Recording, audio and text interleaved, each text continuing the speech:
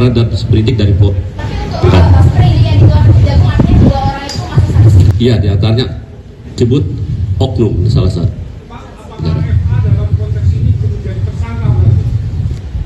Kita penyidik untuk saat ini sambil menunggu kita mulai.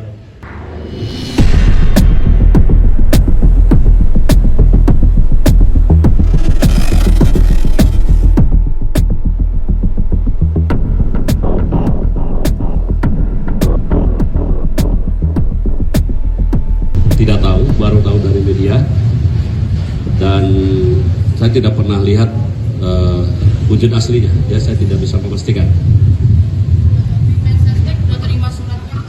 Ya, saya menerima informasi seperti itu, tapi saya pribadi belum ada informasi. Berarti belum ada kepastian Pakun tadi jadi jungkit sistem? Ya, tapi itu kan kewenangan dari pimpinan dan sedang diajukan.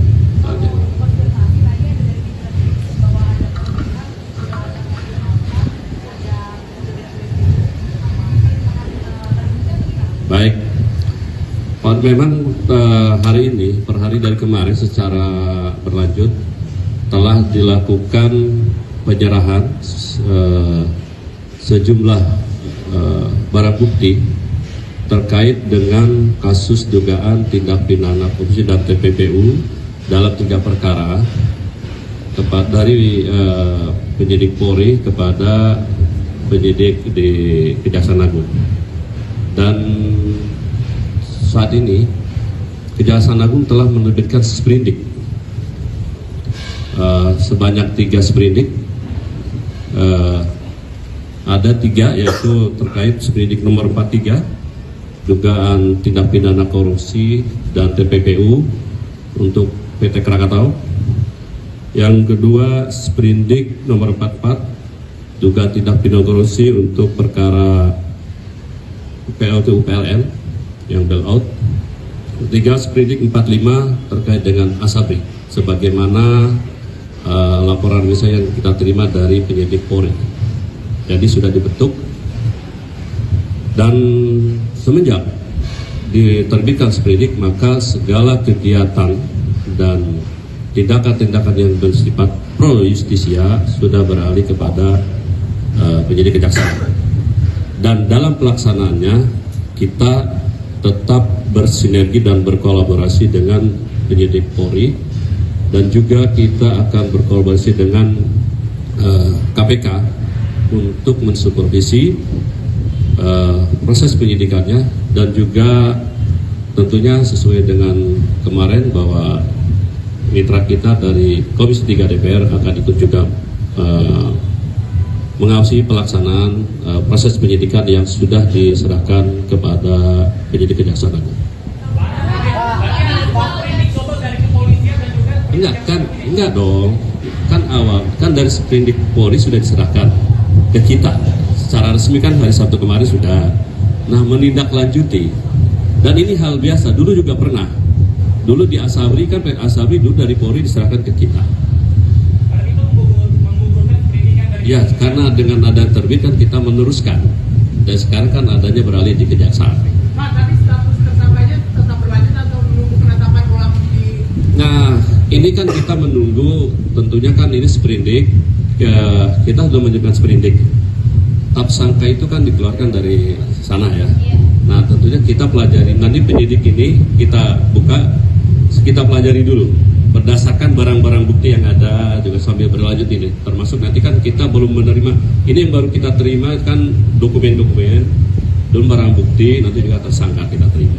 Artinya akan dilakukan penyidikan baru dan penetapan tersangka baru, berarti duanya? Dari yang jelas ya, kita akan mengecek dulu nanti dari barang-barang bukti, dari berita acara pemeriksaan yang berasal dari rekan-rekan penyidik Polri, termasuk barang buktinya, termasuk kan kita akan kita pelajari kelengkapan Polri materinya, nanti di situ nanti bisa terbit. Belum dijadwalkan, tapi yang jelas akan secepatnya setelah kita terima semua segera.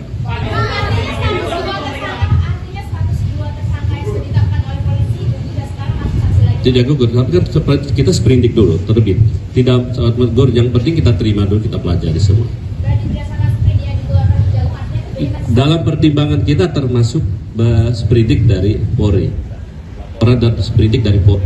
Tapi untuk sprindik yang dikeluarkan Jagung artinya 2 orang itu masih saksi. Iya, diantaranya disebut oknum salah satu.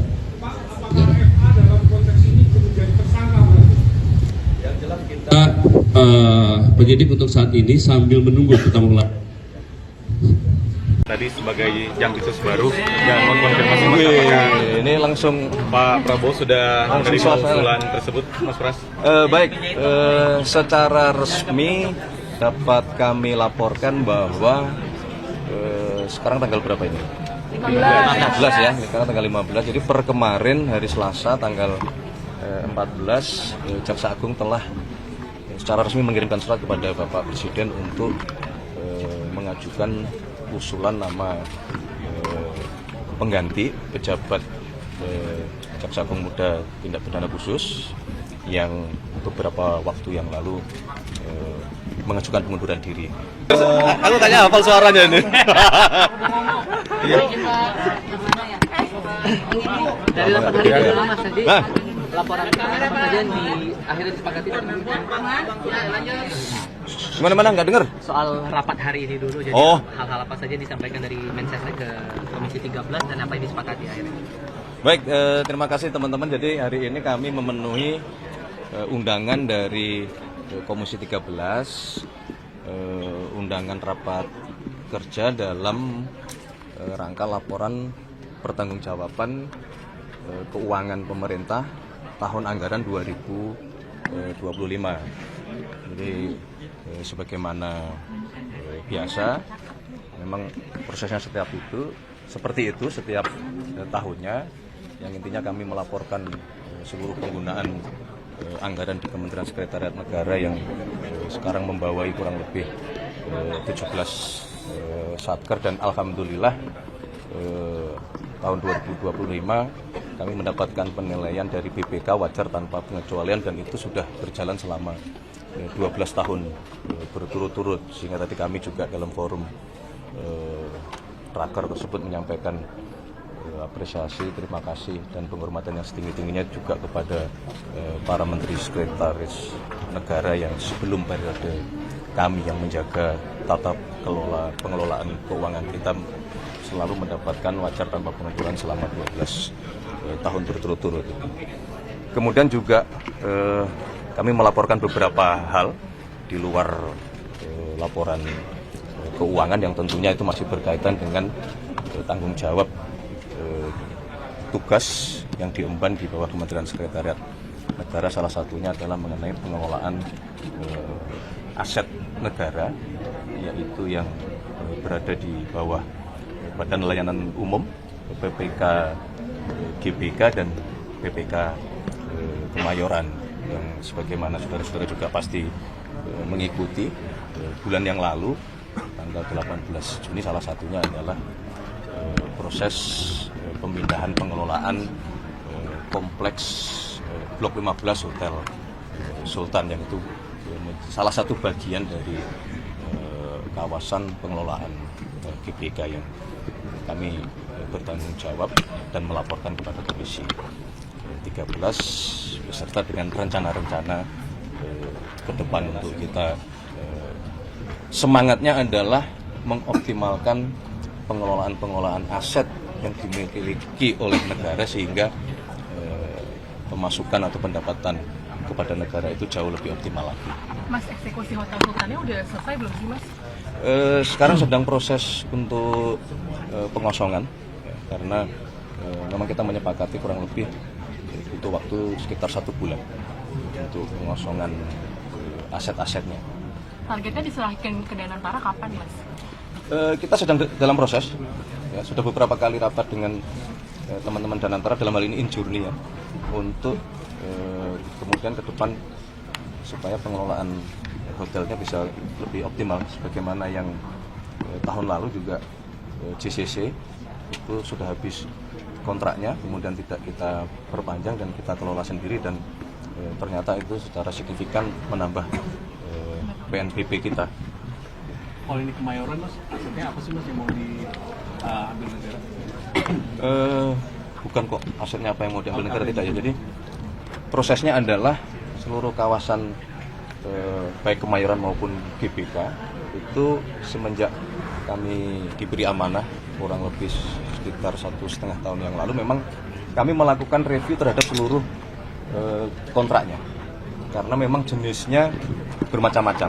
Jadi seperti biar lebih mudah ya, seperti kompleks GBK itu setidaknya terbagi menjadi 3 zona, yaitu peruntukan untuk pemerintahan, kantor-kantor pemerintahan termasuk gedung DPR MPR ini.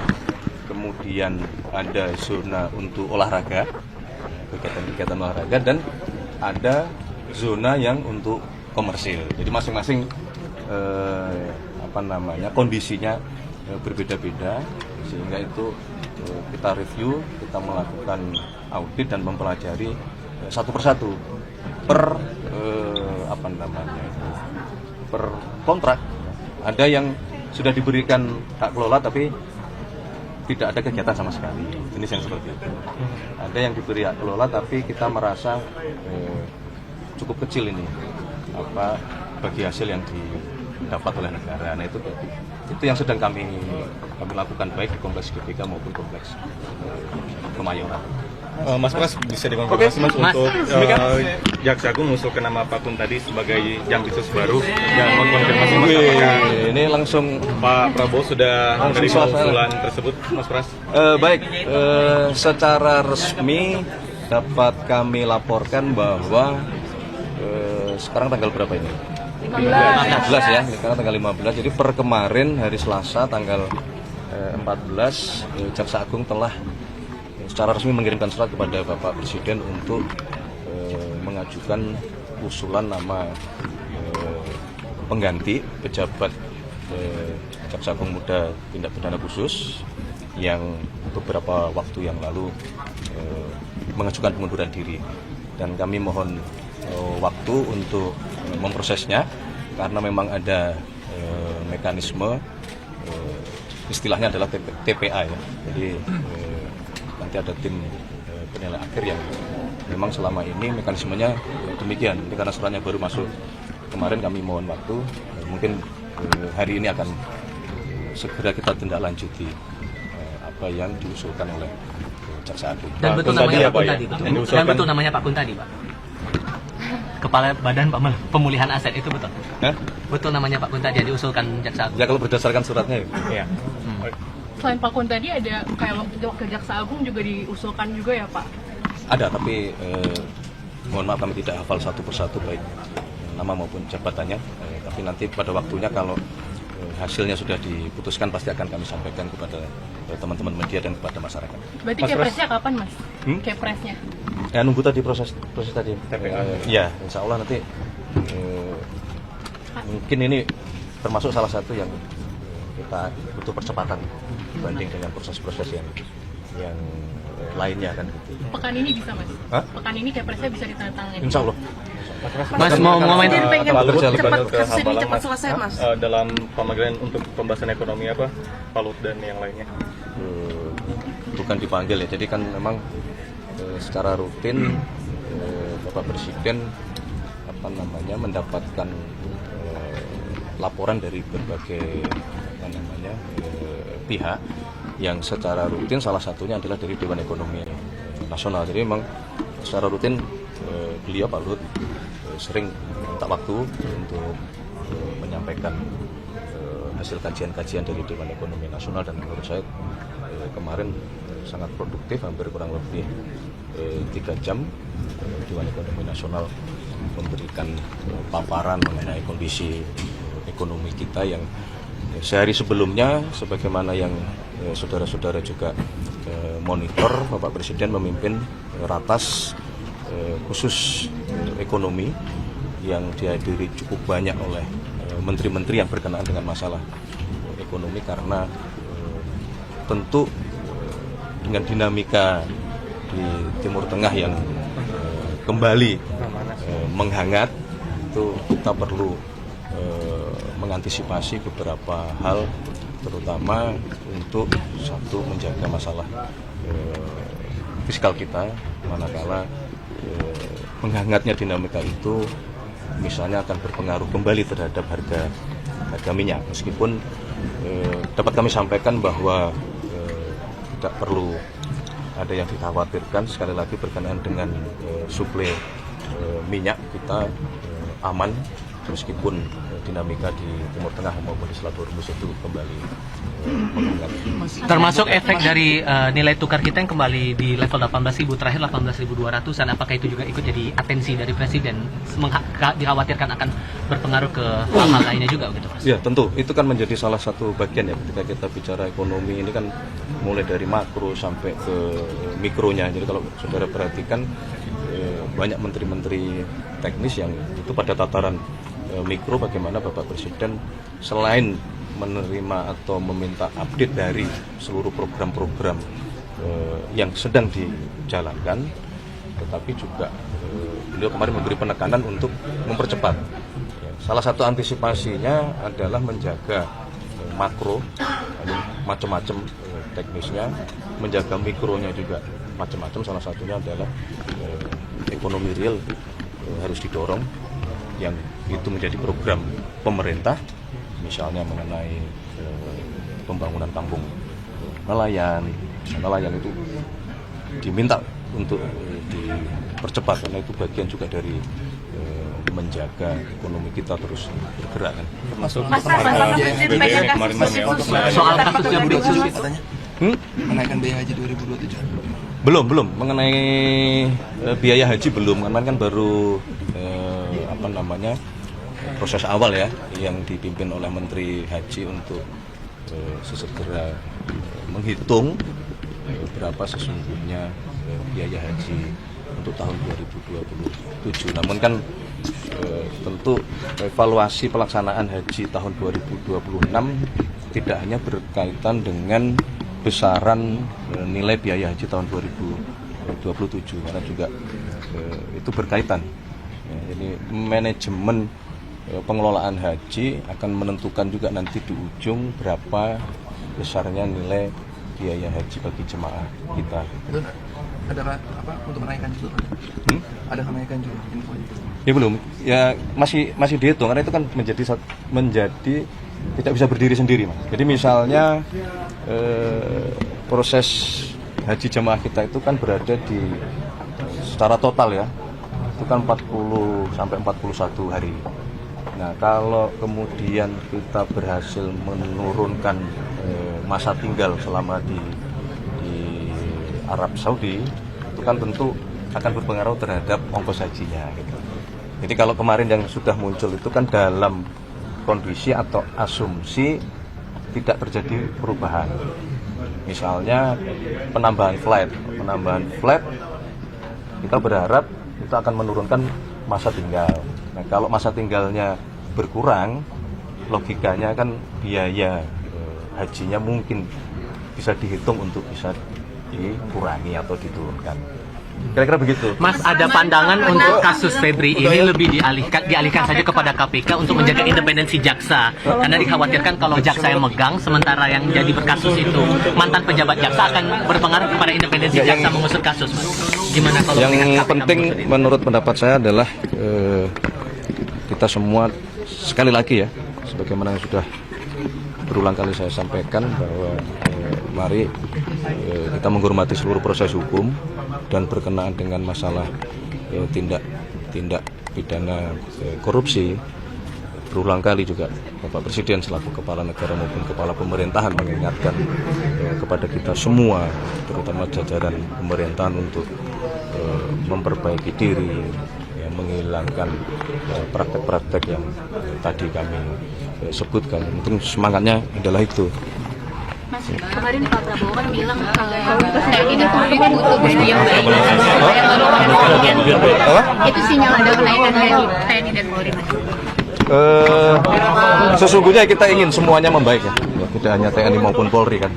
Tujuannya untuk apa? Tujuannya apa perlunya gitu untuk dinaikkan lagi gaji TNI dan Polri? Enggak kan, untuk menjalankan tugasnya ya, tentu saja kita itu kan bagian dari bentuk apresiasi. Makanya kalau saudara perhatikan kan yang pertama dilakukan oleh Bapak Presiden kan para hakim dulu. Itulah oleh karena semua kan menyesuaikan dengan kemampuan fiskal kita kan begitu. Nah, makanya kita harus mendorong ekonomi. Yang disebut dengan mendorong ekonomi adalah berusaha keras. Ekonomi ini harus kita yang menguasai. Keuntungan sebanyak-banyaknya harus negara yang mendapatkan manfaatnya. Maka kita bentuk danantara.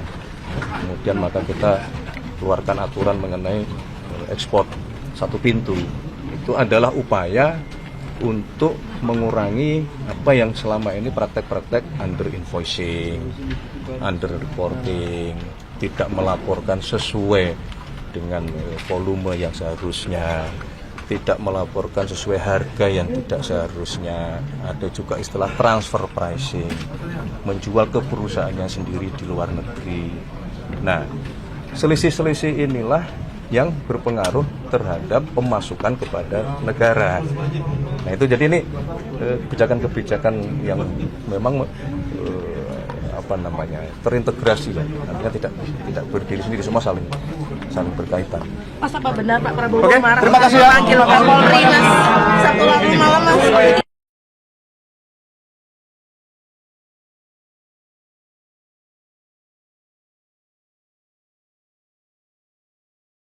Subscribe, share, like, and comment. Subscribe, share, like, and comment.